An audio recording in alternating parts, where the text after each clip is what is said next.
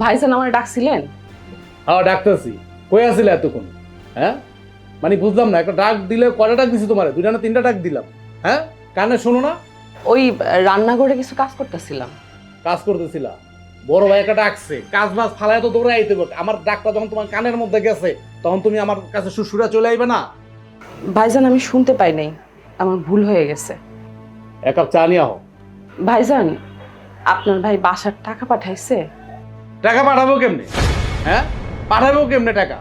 আমার লগে তো পেরায় পেরায় কথা হয়, তোমার লগে তো আর পেরায় পেরায় কথা হয় না, কারণ তোমার তো ফোন নাই, তুমি তো অশিক্ষিত। তুমি ফোন দেবো কেমনে? তারপর আবার তোমার জামাই থাকে পরবাসে। হ্যাঁ এটা তোমার ব্যাপার। যাই হোক, আমার আমার ফোনে তো তুমি কথা কও। তোমার জামার অনেক সমস্যা, বুঝছো? অনেক সমস্যা। হ্যাঁ যেই শহরে থাকে এই শহরে নাকি কাজ নাই, বন্যায় পানি উঠা তলায় গেছে গা, হ্যাঁ মানে আরেক শহরে যাইতেছে, খাতা কম্বল বালিশ যা আছে গাঠি কুট্টি বাইন্দা ওই জায়গায় যাইতেছে। হ্যাঁ আর কি জীবনই বাঁচাইব না টাকা ইনকাম করবো? টাকা পাঠালে আমি জানা মনে। যাও যাও যাও, এক কাপ চালে আও। জি আনতাছি।